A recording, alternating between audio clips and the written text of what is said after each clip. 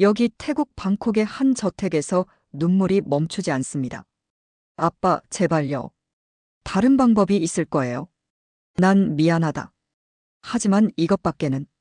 아버지의 떨리는 목소리에 22살 딸 난티차는 그 자리에 주저앉았습니다. 오늘 이야기의 주인공은 태국의 부유한 가정에서 자라다가 하루아침에 모든 것을 잃고 낯선 한국 땅으로 팔려가게 된 한 여성입니다. 그러나 그녀는 그곳에서 포기하지 않았고 결국 성공한 사업가가 되어 부모님을 다시 모셔오게 되는데요. 과연 이 가족에게는 어떤 일이 있었던 걸까요? 그녀의 이야기를 함께 들어보시죠. 안녕하세요. 제 이름은 난티차입니다. 저는 태국 방콕의 부유한 동네 수쿠밋에서 태어났어요. 아버지는 건설업과 부동산업을 하셨고, 우리 가족은 5층짜리 저택에서 살았습니다. 집에는 정원사, 요리사, 운전기사가 있었고, 저는 어릴 때부터 국제학교를 다녔어요. 어머니는 전직 미인대회 출신으로 늘 우아했고, 저 역시 엄마를 닮아 미모를 물려받았다는 말을 자주 들었습니다. 주말이면 가족 모두 파타야 해변의 별장으로 휴가를 갔고, 방학 때는 유럽이나 일본으로 여행을 다녔어요. 그런 풍요로운 환경 속에서 저는 세상의 어두운 면을 전혀 모른 채 자랐습니다. 대학은 출라롱콘 대학교 경영학과에 진학했어요. 태국 최고의 명문 대학이었죠. 저는 우등생이었고 특히 언어에 재능이 있어서 태국어, 영어, 중국어를 모두 유창하게 구사했습니다. 교수님들은 제가 훌륭한 경영자가 될 거라고 예상했어요. 저는 그 말을 당연하게 받아들였습니다. 아버지의 사업을 물려받아 더 크게 키울 거라는 꿈을 꾸고 있었으니까요. 21살이 되던 해, 아버지는 방콕 외곽의 대규모 리조트 개발 프로젝트에 모든 것을 걸었습니다. 이 프로젝트가 성공하면 우리 가문은 태국 재벌가에 들어가게 될 거야. 아버지는 자신감에 차 있었어요. 하지만 세상 일은 언제나 예측할 수 없는 법이죠. 프로젝트가 시작된 지 6개월 후 태국 경제에 큰 위기가 찾아왔습니다. 부동산 시장이 급락했고 투자자들이 하나둘씩 발을 빼기 시작했어요. 아버지는 은행 대출로 프로젝트를 이어가려 했지만 상황은 점점 악화되었습니다. 처음에는 가족들에게 아무 말도 하지 않으셨어요. 하지만 아버지의 늦은 귀가 술 냄새, 그리고 어머니의 붉어진 눈이 모든 것을 말해주었습니다. 어느 날 밤 집 안에서 큰 소리가 들렸어요. 당신 정말 모든 걸 잃었다는 거예요? 집도, 차도, 정말 모든 게. 어머니의 울부짖음에 저는 방문을 조용히 열고 귀를 기울였습니다. 미안해. 내가 너무 욕심을 부렸어.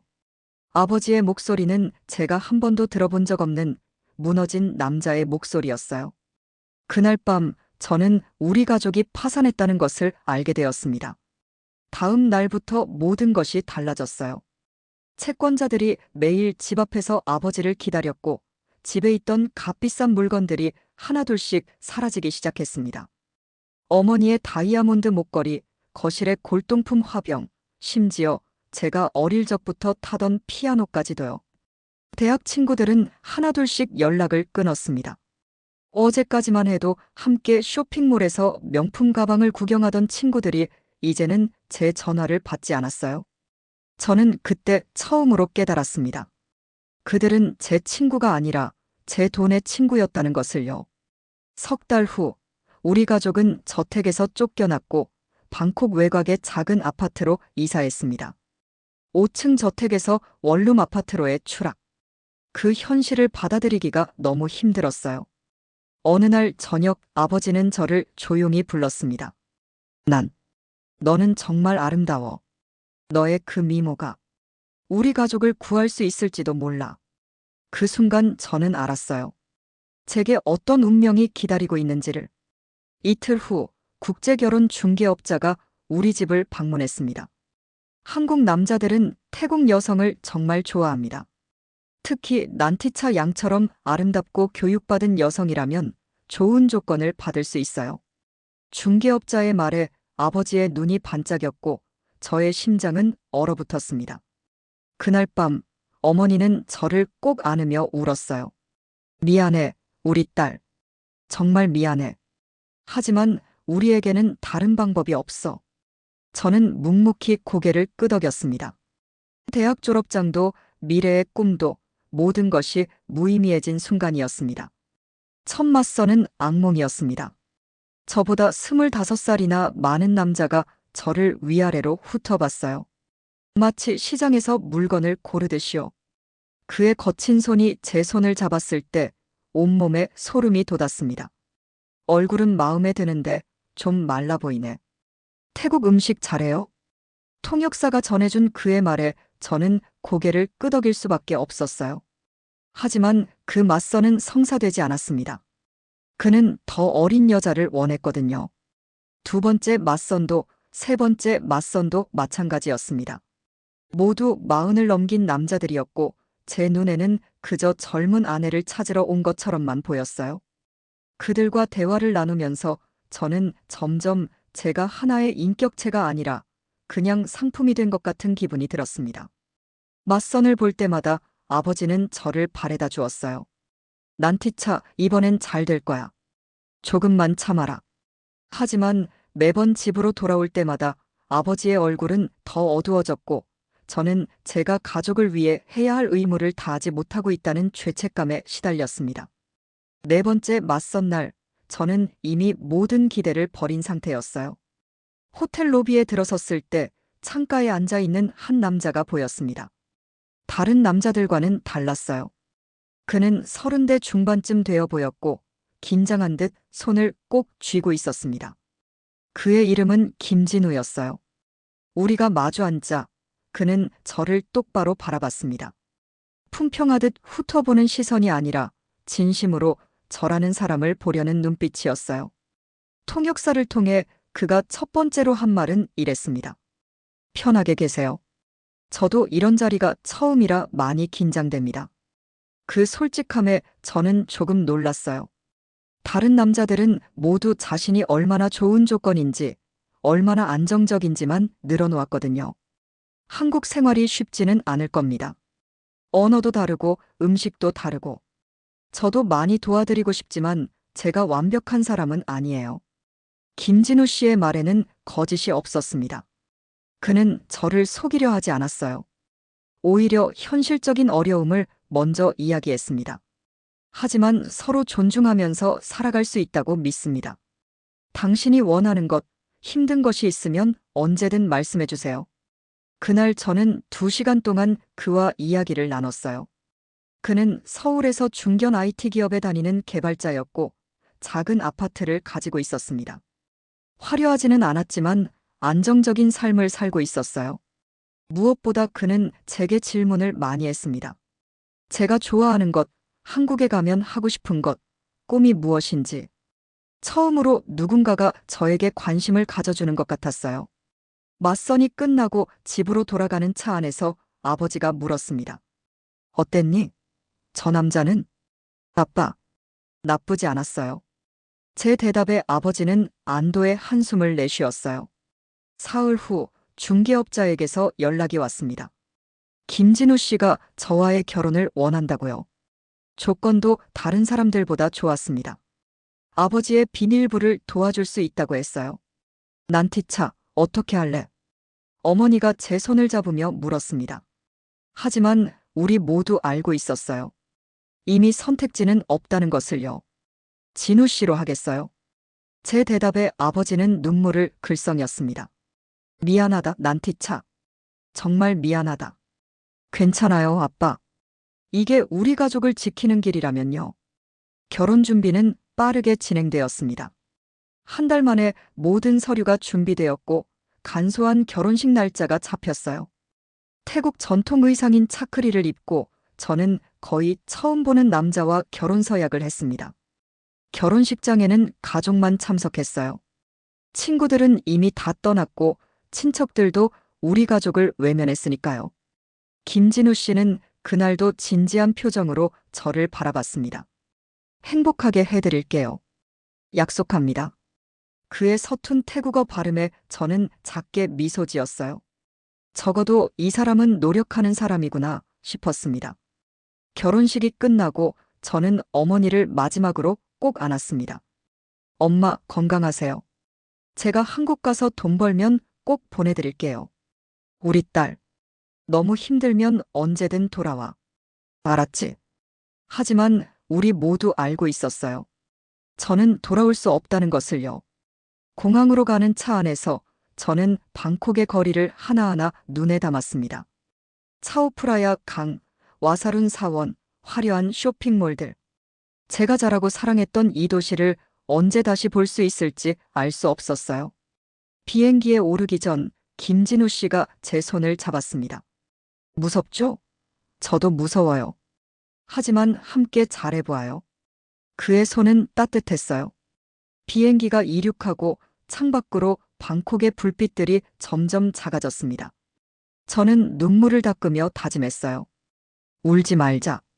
이제 새로운 인생이야. 난티차, 너는 할 수 있어. 하지만 눈물은 멈추지 않았습니다. 22살 저는 모든 것을 뒤로 하고 낯선 나라로 향하고 있었습니다. 인천공항에 도착했을 때 저는 압도되었습니다. 모든 것이 너무 빠르고 차갑고 정돈되어 있었어요. 방콕의 따뜻하고 혼잡한 공항과는 완전히 달랐습니다. 사람들은 표정 없이 빠르게 걸었고 한글로 된 표지판들은 마치 암호처럼 느껴졌어요. 김진우 씨는 제 짐을 챙기며 천천히 말했습니다. 천천히 가요. 괜찮아요. 그의 차를 타고 서울로 향하는 길, 창밖 풍경은 제가 상상했던 것보다 훨씬 더 현대적이었어요. 고층 빌딩들이 끝없이 이어졌고 도로는 질서정연했으며 모든 것이 깨끗했습니다. 하지만 저는 두려웠어요. 이 거대한 도시에서 저는 누구일까요? 태국어 한마디 통하지 않는 이곳에서 저는 어떻게 살아가야 할까요? 진우 씨의 집은 노원구의 작은 아파트였습니다. 방 2개짜리 아파트는 깨끗했지만 아담했어요. 방콕의 5층 저택에 비하면 정말 작았지만 그래도 따뜻한 느낌이 들었습니다. 여기가 당신 방이에요. 편하게 쉬세요. 필요한 거 있으면 언제든 말해요. 진우 씨는 제게 안방을 내주고 자신은 작은 방을 썼어요. 그의 배려가 고마웠지만 동시에 어색했습니다. 우리는 부부였지만 아직 서로에게 낯선 사람이었으니까요. 첫날 밤 저는 잠들지 못했습니다. 창밖에서 들리는 소리들이 모두 낯설었어요. 방콕의 시끄러운 툭툭 소리, 노점상들의 외침, 열대밤의 벌레 소리 대신 이곳에는 차들이 지나가는 규칙적인 소리, 멀리서 들리는 사이렌, 그리고 이상한 정적이 있었습니다. 눈물이 났어요. 엄마, 저 여기서 어떻게 살아야 해요? 하지만 울음소리를 삼켰습니다. 벽 너머 진우 씨가 들을까 봐요. 다음 날 아침 진우 씨는 출근 전에 냉장고에 음식을 가득 채워 놓았습니다. 오늘은 집에서 쉬어요. 제가 저녁에 일찍 들어올게요. 문이 닫히고 저는 혼자가 되었어요. 처음으로 이 낯선 집에서 완전히 혼자 남겨진 순간 공포가 밀려왔습니다. 텔레비전을 켜봤지만 한국어는 하나도 이해할 수 없었어요. 휴대폰으로 태국 뉴스를 보려 했지만 와이파이 비밀번호를 몰라 인터넷도 안 됐습니다. 저는 창가에 앉아 하루 종일 밖을 바라봤어요. 사람들이 바쁘게 오가는 모습을 보면서 생각했습니다. 저 사람들은 모두 어디로 가는 걸까? 나는 이 도시에서 어디로 가야 하지? 점심때가 되어 배가 고팠지만 냉장고의 음식을 어떻게 먹어야 할지 몰랐어요. 김치, 된장, 알 수 없는 반찬들. 모든 것이 낯설었습니다. 결국 저는 그냥 물만 마시고 진우 씨를 기다렸습니다. 저녁 6시 문이 열리고 진우 씨가 들어왔을 때 저는 너무 안도했어요. 그는 제 표정을 보더니 금방 알아차린 것 같았습니다. 힘들었죠?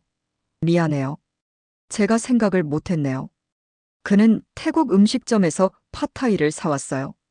익숙한 맛에 저는 눈물이 날 뻔했습니다. 내일부터 한국어 선생님이 와요. 일주일에 3번 여기서 배울 수 있어요.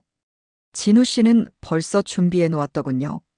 식사를 하면서 그는 천천히 번역 앱을 사용하며 저와 대화를 나눴습니다. 서툴렀지만 그의 노력이 느껴졌어요. 한국 생활, 천천히 배워요. 급하지 않아요. 난티차 씨가 편안한 게 제일 중요해요. 그날 밤 저는 조금 마음이 놓였습니다. 한국어 선생님은 박미영이라는 50대 중반의 다정한 여성이었어요. 안녕하세요. 저는 박미영이에요. 첫 수업은 간단한 인사말부터 시작했습니다. 안녕하세요. 감사합니다. 죄송합니다. 발음이 너무 어려웠어요. 태국어에는 없는 발음들이 많았고 받침 소리는 정말 혼란스러웠습니다. 하지만 박 선생님은 인내심을 가지고 반복해서 가르쳐 주었어요. 잘하고 있어요, 난티차 씨. 천천히 하면 돼요. 2주가 지나자 저는 기본적인 문장을 말할 수 있게 되었습니다. 저는 난티차예요. 태국에서 왔어요. 반가워요. 진우 씨가 퇴근하면 저는 오늘 배운 한국어를 자랑스럽게 보여줬어요. 오늘 뭐 먹고 싶어요? 제 어설픈 한국어에 진우 씨는 환하게 웃으며 박수를 쳐줬습니다. 정말 잘했어요. 한 달 후면 시장도 혼자 갈 수 있겠어요. 그의 격려가 저에게는 큰 힘이 되었습니다. 한 달이 지나자 진우 씨는 저를 데리고 동네를 돌기 시작했어요. 여기가 마트예요. 여기서 장 봐요. 여기는 병원이에요. 아프면 여기 와요. 여기가 지하철역이에요. 이 노선 타면 시내 가요. 하나하나 알려주는 그의 모습에서 저는 진심을 느꼈습니다. 그는 저를 단순히 아내로만 본 게 아니라 이곳에서 살아가야 할 한 사람으로 존중해 주었어요. 어느 날 마트에서 혼자 장을 보다가 계산을 못해서 당황한 적이 있었습니다. 뒤에 서 있던 한 아주머니가 제 어설픈 한국어를 듣더니 도와주셨어요. 어디서 왔어요? 태국이요. 아이고, 우리 딸도 외국 살아. 힘들지? 천천히 배워. 괜찮아. 그 따뜻한 말 한마디에 저는 울컥했습니다. 이 차갑게만 느껴졌던 도시에도 따뜻한 사람들이 있었어요. 2달째 저는 처음으로 진우 씨에게 부탁을 했습니다. 저, 일하고 싶어요. 진우 씨는 놀란 표정으로 저를 바라봤어요. 왜요? 돈은 제가 벌어요. 편하게 쉬어도 돼요. 아니에요. 저도 뭔가 하고 싶어요. 집에만 있으면 너무 답답해요. 제 진심을 들은 진우 씨는 잠시 고민하더니 고개를 끄덕였습니다. 알았어요. 한국어 조금 더 배우고 같이 찾아봐요. 그날 밤 저는 오랜만에 희망을 느꼈습니다. 그래, 난티차. 넌 포기하지 않아. 여기서 다시 시작하는 거야. 한국에 온 지 4개월째 저는 드디어 첫 직장을 구했습니다. 진우 씨가 소개해준 동네의 작은 태국 식당이었어요. 사장님은 한국에 20년째 사는 태국 교포였고 제 서툰 한국어에도 기회를 주셨습니다. 괜찮아요. 천천히 배우면 돼요. 우리도 다 그렇게 시작했어요. 사장님의 따뜻한 말에 저는 눈물이 날 뻔했습니다. 첫 출근 날 저는 새벽 5시에 일어나 준비했어요. 진우 씨는 잠에서 깨어 저를 격려해 주었습니다. 난티차 씨, 파이팅! 그의 어설픈 발음이 오히려 힘이 되었어요. 일은 생각보다 힘들었습니다. 주방 보조로 시작했지만 설거지, 청소, 재료 손질까지 모든 것을 했어요. 손은 늘 물에 젖어 있었고 저녁에 집에 돌아오면 다리가 후들거렸습니다. 하지만 저는 행복했어요. 처음으로 제 돈을 버는 거였으니까요. 첫 월급날 봉투를 받았을 때의 그 뿌듯함을 평생 잊지 못할 것 같아요. 100만 원입니다. 수고했어요, 난티차. 사장님이 건넨 월급 봉투를 꼭 쥐고 저는 화장실에 가서 울었습니다. 태국에서는 학생이었던 제가 이제 제 손으로 돈을 번 거예요. 비록 적은 돈이었지만 이것은 제 자유의 시작이었습니다. 집에 돌아와 진우 씨에게 자랑스럽게 말했어요. 오빠, 저 월급 받았어요. 진우 씨는 환하게 웃으며 축하해 주었습니다. 축하해요. 오늘은 제가 맛있는 거 사줄게요. 아니에요. 제가 살게요. 제 돈으로요. 그날 저녁 저는 제 돈으로 처음 삼겹살을 샀습니다. 돈의 가치를 그때 처음 알았어요. 식당에서 일하면서 저는 빠르게 한국어를 배웠습니다. 손님들과 대화하고 주문을 받고 전화를 받으면서 실전 한국어 실력이 늘었어요. 3개월이 지나자 일상 대화는 거의 문제없이 할 수 있게 되었습니다. 난티차, 한국어 정말 많이 늘었네요. 단골 손님 아저씨의 칭찬에 저는 자신감을 얻었습니다. 어느 날 사장님이 저를 부르셨어요. 난티차, 이제 홀에서 서빙도 해볼래요? 한국어도 잘하고 손님들도 당신 좋아하니까요. 주방에서 홀로 나온다는 것은 큰 변화였습니다. 하지만 저는 도전하고 싶었어요. 네, 열심히 하겠습니다. 홀에서 일하면서 저는 더 많은 사람들을 만났습니다. 한국인 손님들은 처음에는 제 외모와 억양에 놀라워했지만 곧 친절하게 대해 주었어요. 특히 중년 여성분들은 마치 딸처럼 저를 챙겨주셨습니다. 난티차 힘들지? 우리나라 와서 고생이 많네. 이거 먹어. 어떤 할머니는 항상 반찬을 싸우셨어요. 그분의 김치는 정말 맛있었습니다. 한국에 온 지 6개월, 저는 점점 이곳에 적응하고 있었습니다. 하지만 마음 한구석에는 늘 태국 부모님에 대한 걱정이 있었어요. 결혼할 때 아버지가 받았던 돈으로 비닐분은 갚았지만 아직도 많이 남아있다는 것을 알고 있었습니다. 저는 매달 월급의 절반을 부모님께 보냈습니다. 진우 씨는 처음에 말렸어요. 당신도 써야죠. 옷도 사고 필요한 것도 사고요. 괜찮아요? 저는 이것만 있으면 돼요. 부모님이 더 급해요. 진우 씨는 더 이상 말리지 않았습니다. 오히려 자신의 돈도 보태주었어요. 우리 부모님이니까 제가 도와드리는 것도 당연하죠. 그의 따뜻함에 저는 매번 감동했습니다. 1년이 지났을 때 사장님은 저를 매니저로 승진시켜 주셨습니다. 난티차, 이제 당신이 이 식당 없으면 안 돼요. 책임자로 일해줄래요? 월급도 150만 원으로 올랐습니다. 저는 일하면서 식당 경영을 배웠어요. 재료 주문, 재고 관리, 직원 스케줄, 손님 관리까지. 사장님은 저에게 모든 것을 가르쳐 주셨습니다. 난티차는 머리가 좋아요. 경영 감각도 있고. 나중에 당신도 사업하면 잘할 거예요. 사장님의 말에 제 가슴 속에 작은 씨앗이 심어졌습니다. 사업. 내가 사업을 할 수 있을까? 대학에서 경영학을 전공했던 기억이 떠올랐어요. 태국에서는 아버지 사업을 물려받을 거라고 생각했지만 모든 것이 무너졌죠. 하지만 여기 한국에서는 다를 수 있지 않을까요? 어느 날 저녁 진우 씨와 산책을 하며 조심스럽게 말을 꺼냈습니다. 오빠, 저 꿈이 생겼어요. 무슨 꿈이요? 제 가게를 갖고 싶어요. 작은 가게라도요. 진우 씨는 잠시 멈춰 서서 저를 바라봤습니다. 좋은 꿈이네요. 어떤 가게요? 태국 음식점이요. 하지만 고급스럽게. 방콕의 좋은 레스토랑처럼요. 저는 제 꿈을 설명했어요. 한국에는 저렴한 태국 식당은 많지만 고급스러운 태국 레스토랑은 많지 않았습니다. 제대로 된 태국 음식의 맛을 알리고 싶었어요. 돈이 많이 필요하겠네요. 네. 그래서 열심히 모으려고요. 5년, 아니 10년이 걸려도요. 진우 씨는 제 손을 꼭 잡았습니다. 난티차, 당신은 정말 대단한 사람이에요. 저도 도와줄게요. 우리 함께 준비해요. 그날 밤 저는 노트에 제 꿈을 적기 시작했습니다. 난티차의 꿈 마이너스 고급 태국 레스토랑. 작은 글씨였지만 그것은 제 미래의 시작이었습니다. 1년 전 저는 팔려온 신부였습니다. 하지만 이제 저는 꿈을 가진 여성이 되었어요.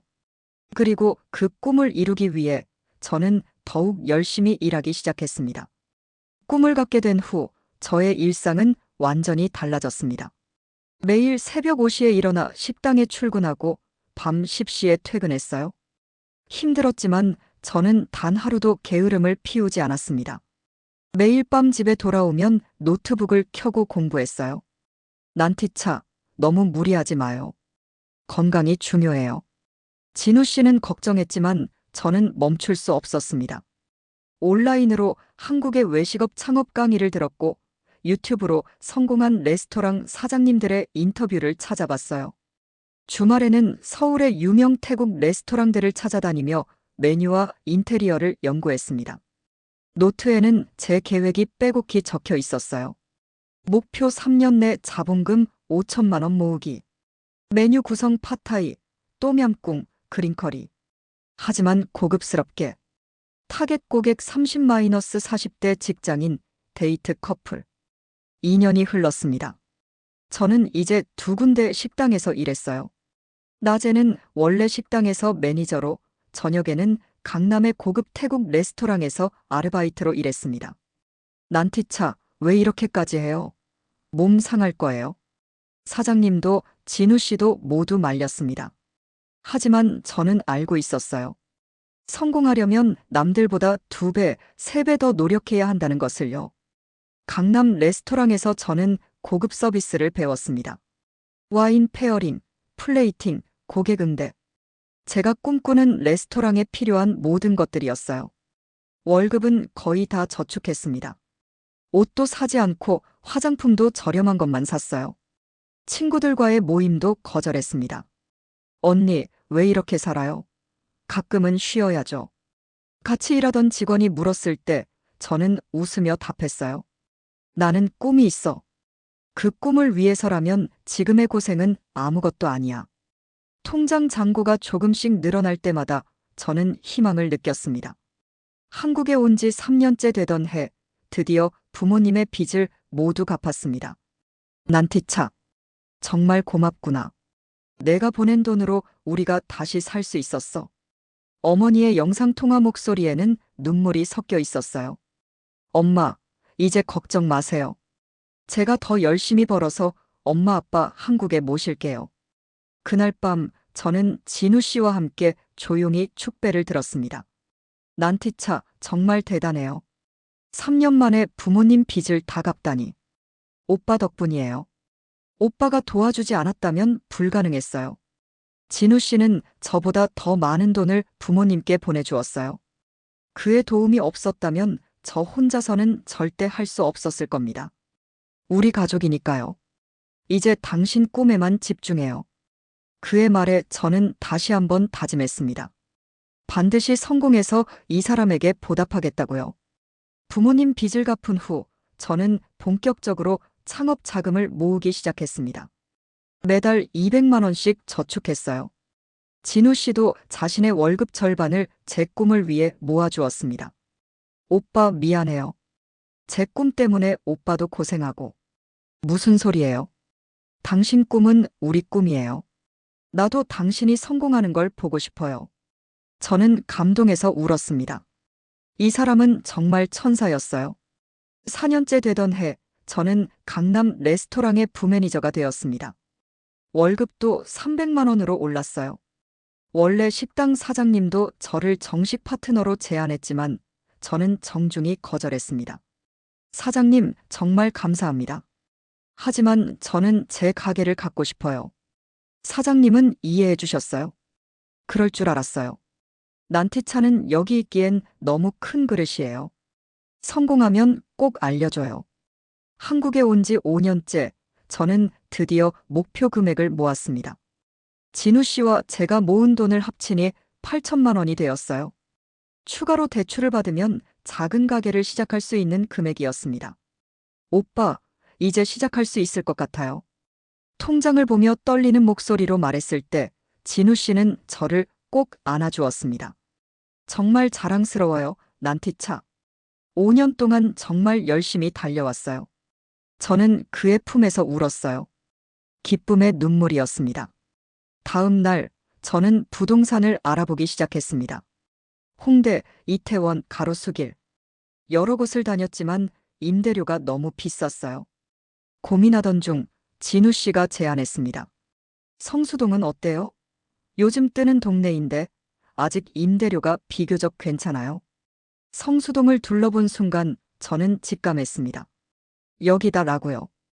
오래된 건물들 사이에 새로운 카페와 레스토랑들이 생겨나고 있었어요. 젊은 사람들이 많았고 분위기도 좋았습니다. 오빠 여기에요. 제 레스토랑은 여기서 시작할 거예요. 드디어 꿈이 현실이 되는 순간이 다가오고 있었습니다. 5년 전 팔려온 신부였던 제가 이제 사업가가 되려 하고 있었어요. 가슴이 두근거렸습니다.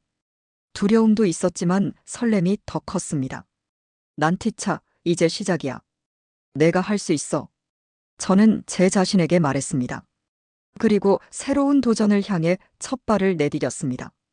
성수동의 작은 상가 건물 2층, 33평의 공간. 이곳이 제 꿈이 시작되는 곳이었습니다. 임대 계약서에 서명하는 순간 손이 떨렸어요. 보증금 3천만 원, 월세 250만 원.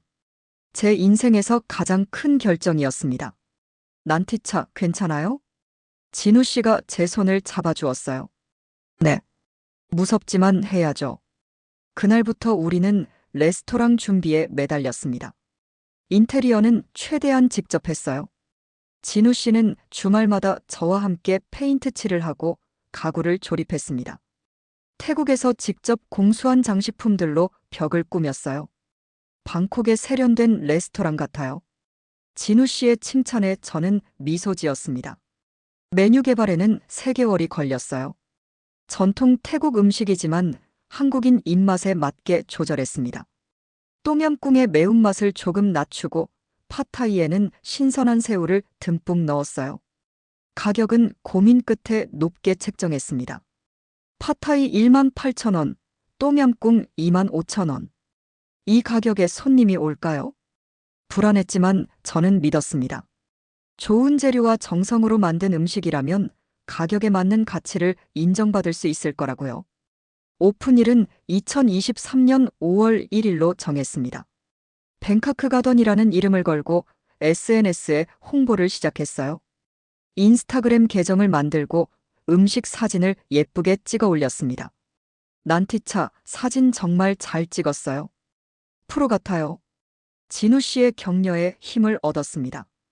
오픈 당일 새벽부터 준비했어요. 신선한 재료들을 다듬고 테이블을 완벽하게 세팅했습니다. 가슴이 터질 것 같았어요. 오전 11시 문을 열었습니다. 하지만 아무도 오지 않았습니다. 1시간이 지나도 2시간이 지나도 손님은 없었어요.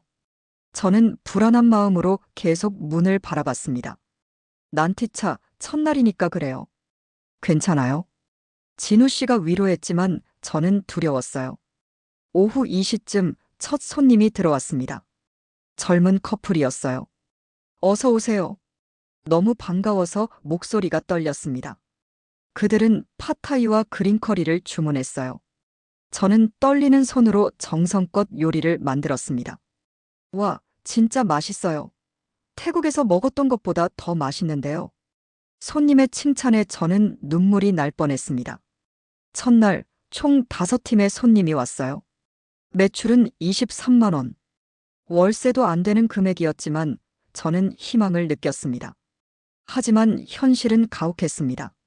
일주일이 지나도 하루 평균 손님은 5-6팀에 불과했어요. 매출은 하루 30-40만 원 정도. 월세와 재료비, 인건비를 생각하면 적자였습니다. 난티차, 홍보를 더 해야 할 것 같아요. 진우 씨의 조언에 저는 열심히 SNS 마케팅을 했습니다. 음식 사진을 더 예쁘게 찍고 스토리도 올렸어요. 한 달이 지났을 때 통장 잔고를 확인하고 충격을 받았습니다. 한 달 적자가 500만 원이었어요. 이러다가 1년도 못 버티겠어요. 저는 처음으로 좌절했습니다. 밤새 울었어요. 난티차, 포기하지 마요. 좋은 식당은 시간이 걸려요. 입소문이 나면 달라질 거예요. 진우 씨는 흔들리지 않고 저를 격려했습니다. 2개월째 저는 전략을 바꿨어요. 점심 특선 메뉴를 만들어 가격을 낮췄습니다. 12,000원짜리 런치 세트를 내놓자 근처 직장인들이 오기 시작했어요. 그리고 블로그 리뷰 이벤트를 했습니다. 리뷰를 남겨주시면 디저트를 서비스로 드렸어요. 조금씩, 정말 조금씩 손님이 늘기 시작했습니다. 3개월째 되던 어느 날 전환점이 찾아왔습니다. 유명 맛집 인플루언서가 우연히 저희 가게를 방문한 거예요. 그분은 인스타그램 팔로워가 30만 명이나 되는 분이었습니다. 여기 진짜 맛있어요. 숨은 맛집 찾았습니다. 그분의 게시물이 올라간 다음 날부터 예약 전화가 쏟아졌습니다. 뱅카크 가던 예약하려고 하는데요. 하루에 전화가 50통도 넘게 왔어요. 갑자기 손님이 너무 많아져서 저 혼자서는 감당이 안 됐습니다. 급하게 아르바이트생을 2명 고용했어요. 테이블이 부족해서 웨이팅이 생겼고 주말에는 1시간씩 기다려야 했습니다. 사장님, 정말 맛있어요. 또 올게요. 손님들의 칭찬이 쏟아졌어요. 그달 드디어 손익분기점을 넘었습니다. 적자가 아닌 흑자를 기록한 거예요. 난티차. 해냈어요. 정말 해냈어요. 진우 씨는 저를 안아올리며 기뻐했습니다. 저는 그의 품에서 울었어요. 기쁨의 눈물이었습니다. 오픈 6개월 후 뱅카크 가던은 성수동의 핫플레이스가 되었습니다. 인스타그램 팔로워는 2만 명을 넘었고 네이버 예약은 항상 마감이었어요. 맛집 블로그에는 별점 4.8의 높은 평가를 받았습니다. 사장님, 이제 직원 더 뽑으셔야 할 것 같아요. 아르바이트생의 말에 저는 고개를 끄덕였어요. 정식 직원 3명을 고용했습니다. 주방 보조 2명, 홀 매니저 1명. 이제 저는 단순한 요리사가 아니라 진짜 사장님이 되었어요. 어느 날 저녁 진우 씨와 함께 가게를 정리하며 말했습니다. 오빠 믿어줘요. 제가 정말 해냈어요.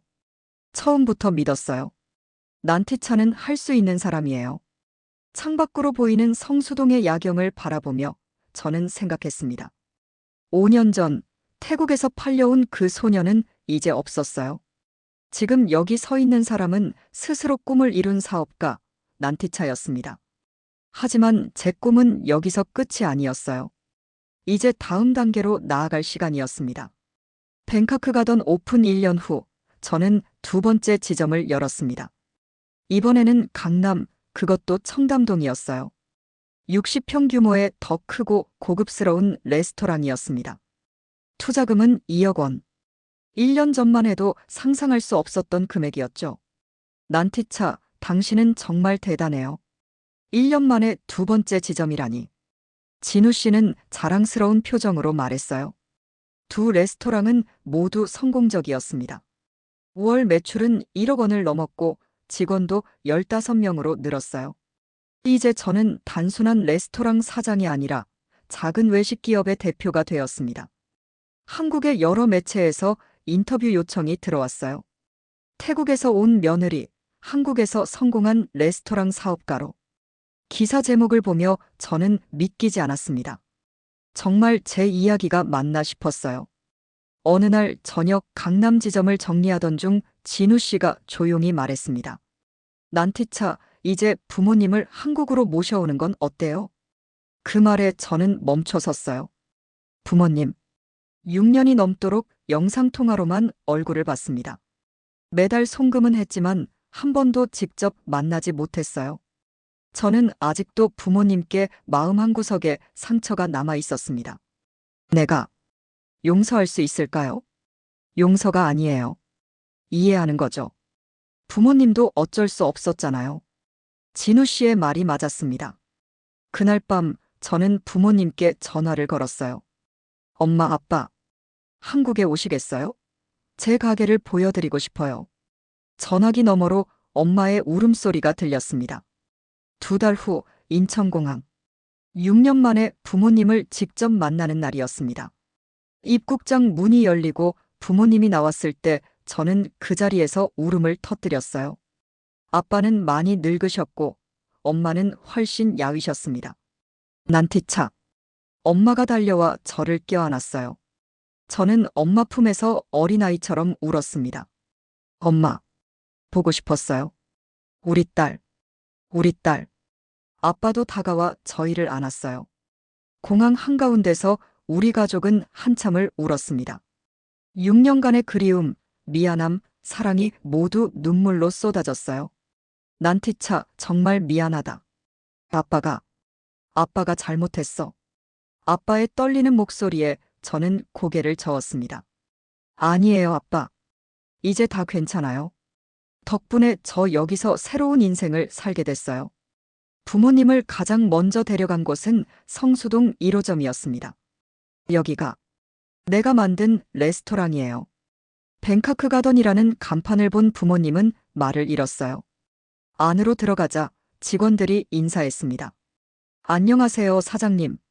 사장님 부모님이세요? 반갑습니다. 부모님은 레스토랑 내부를 천천히 둘러봤어요. 태국 장식품들, 정갈한 테이블 세팅, 주방에서 요리하는 직원들. 난티차. 정말 내가 이 모든 걸 만들었니? 엄마의 눈에는 눈물이 가득했습니다. 저는 직접 부모님께 요리를 만들어 드렸어요. 팟타이, 똠얌꿍, 그린커리. 태국의 맛을 그대로 살린 음식들이었습니다.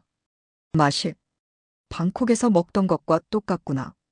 아빠는 한 숟가락 드시더니 눈물을 흘렸어요. 우리 딸이 이렇게 훌륭한 요리사가 됐어. 이렇게 성공한 사업가가 됐어. 다음 날 청담동 2호점을 보여드렸습니다. 더 크고 고급스러운 인테리어에 부모님은 더욱 놀라셨어요. 이곳도 내 가게야. 네, 아빠.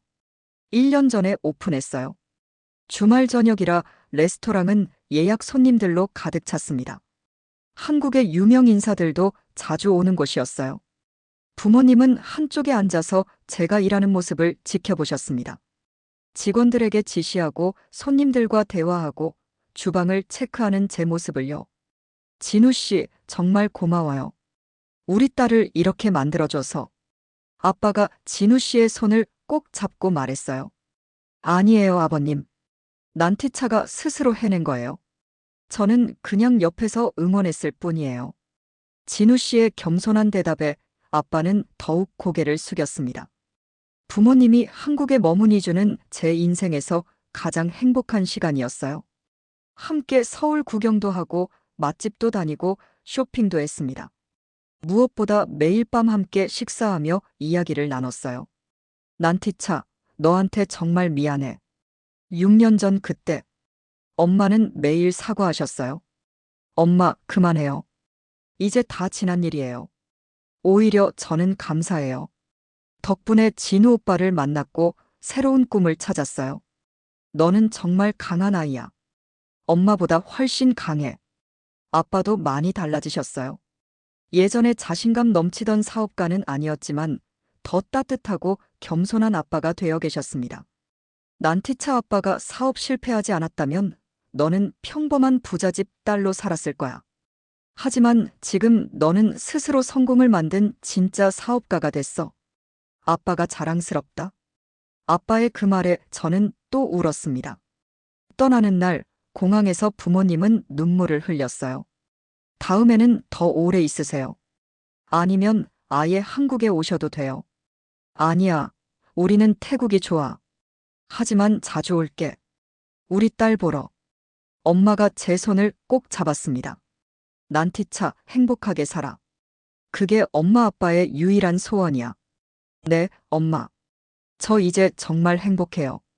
비행기가 떠나고 저는 진우 씨와 손을 잡고 공항을 나왔어요. 6년 전 이곳에 도착했을 때의 두려움은 이제 없었습니다. 이제 저는 확신했어요.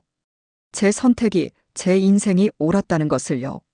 성공한 사업가, 사랑하는 남편, 그리고 화해한 가족. 모든 것이 완벽했습니다. 부모님이 방문하고 1년이 지났습니다. 이제 뱅카크 가던은 서울의 3개 지점을 운영하는 외식 브랜드가 되었어요. 성수, 청담, 그리고 새로 오픈한 여의도까지. 직원은 30명이 넘었고 월 매출은 3억 원을 돌파했습니다. 하지만 무엇보다 중요한 변화는 제 마음이었어요. 이제 저는 과거를 원망하지 않았습니다. 오히려 감사했어요. 그 모든 고난이 없었다면 지금의 저는 없었을 테니까요. 난티차, 오늘 병원 검사 결과 나왔어요. 진우 씨가 조심스럽게 봉투를 건넸습니다. 제 손이 떨렸어요. 천천히 결과지를 펼쳤습니다. 임신 8주. 그 글자를 본 순간 저는 진우 씨를 끌어안았습니다. 오빠, 우리 아기가 생겼어요. 정말요? 정말? 우리는 그 자리에서 울고 웃었어요. 7년을 함께한 우리에게 드디어 새 생명이 찾아온 거였습니다. 임신 소식을 가장 먼저 부모님께 전했습니다. 엄마, 엄마 될 거예요.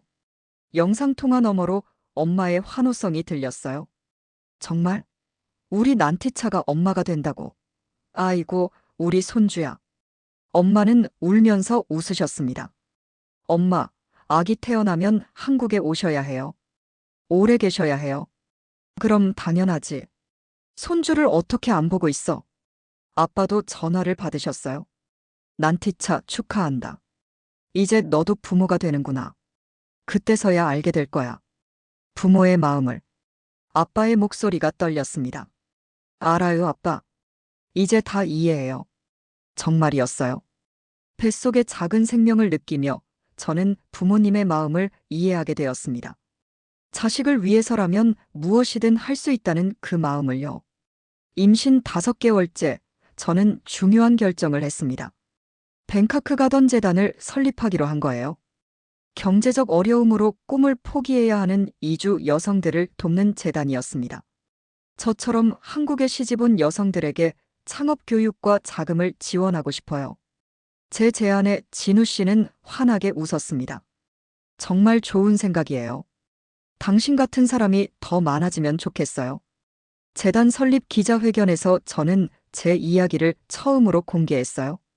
저는 7년 전 가족의 빚 때문에 한국으로 시집 왔습니다. 처음에는 팔려온다고 생각했어요. 하지만 이곳에서 저는 새로운 꿈을 찾았고 그 꿈을 이뤘습니다.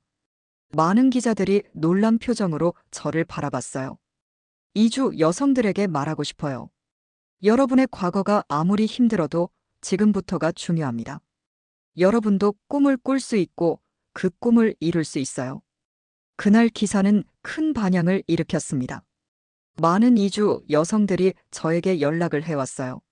사장님 이야기를 듣고 용기를 얻었어요. 저도 포기하지 않고 도전해 보려고요. 그들의 메시지를 읽으며 저는 울었습니다. 제 이야기가 누군가에게 희망이 된다는 것이 너무 감사했어요. 딸아이는 초겨울에 태어났습니다. 이름은 뭐로 지을까요? 진우 씨가 물었을 때 저는 이미 정해둔 이름이 있었어요. 소망이요. 김소망. 꿈과 희망을 뜻하는 이름이요. 좋아요. 소망이. 우리 딸 소망이. 소망이는 제 눈과 진우 씨의 코를 닮았어요. 피부는 제 색이었지만 미소는 진우 씨를 꼭 닮았습니다. 부모님은 소망이가 태어나자마자 한국으로 오셨어요. 이번에는 6개월이나 머물 예정이었습니다. 우리 손주. 정말 예쁘다. 엄마는 소망이를 안고 하루 종일 울었어요. 기쁨의 눈물이었습니다. 난티차, 넌 정말 훌륭한 엄마가 될 거야. 아빠의 말에 저는 고개를 끄덕였습니다. 엄마, 아빠처럼 좋은 부모가 될게요. 아빠는 좋은 부모가 아니었어. 아니에요, 아빠. 아빠는 최선을 다하셨어요. 그걸 이제 알아요. 소망이 돌잔치는 성수동 1호점에서 열었습니다. 제가 처음 꿈을 시작한 그곳에서요. 한국 친구들, 직원들, 그리고 제가 도왔던 이주 여성들까지 모두 모였어요. 태국에서는 먼 친척들도 축하 영상을 보내주셨습니다. 모두 감사합니다. 여러분 덕분에 저는 여기까지 올 수 있었어요. 제 인사말에 모두가 박수를 쳐주었습니다. 소망이는 돌잡이에서 마이크를 잡았어요. 우리 딸 가수가 되려나 봐요. 진우 씨가 웃으며 말했습니다. 아니면 사업가가 될 수도 있죠. 엄마처럼요. 그날 밤 소망이를 재우고 난 후 진우 씨와 함께 옥상에 올라갔습니다. 서울의 야경이 한눈에 보였어요. 7년 전 처음 봤을 때는 두렵기만 했던 이 도시가 이제는 제 집이 되었습니다. 오빠, 저 행복해요. 저도요, 난티차. 7년 전 제가 만약 한국에 오지 않았다면 어땠을까요? 글쎄요. 하지만 지금이 최선이에요. 우리의 선택이 맞았어요. 진우 씨가 제 손을 꼭 잡았습니다. 저는 하늘의 별을 바라봤어요. 태국에서 보던 별과 똑같은 별이었습니다. 지금 저는 29살입니다. 뱅카크 가던 사호점을 준비 중이고 재단을 통해 20명의 이주 여성을 지원하고 있어요. 소망이는 건강하게 자라고 있고 부모님은 이제 1년에 2번씩 한국을 방문하십니다. 가끔 7년 전을 돌아봅니다. 눈물로 가득했던 그날들, 절망 속에서 한국행 비행기를 탔던 그 순간들. 하지만 이제는 알아요. 그 모든 시간이 저를 지금의 저로 만들었다는 것을요. 인생은 예측할 수 없습니다. 때로는 우리가 원하지 않는 길로 가게 만들기도 해요. 하지만 중요한 건 그 길에서 무엇을 하느냐입니다. 저는 포기하지 않았어요. 울면서도 앞으로 걸었고 넘어져도 다시 일어났습니다. 그리고 마침내 제 꿈을 이뤘어요. 이 이야기를 듣는 모든 분들께 말하고 싶습니다. 여러분의 과거가 아무리 힘들어도 현재가 아무리 어려워도 포기하지 마세요. 꿈을 꾸세요. 그리고 그 꿈을 향해 한 걸음씩 나아가세요. 언젠가 여러분도 이렇게 말할 수 있을 거예요. 나는 해냈다라고. 저 난티차처럼요.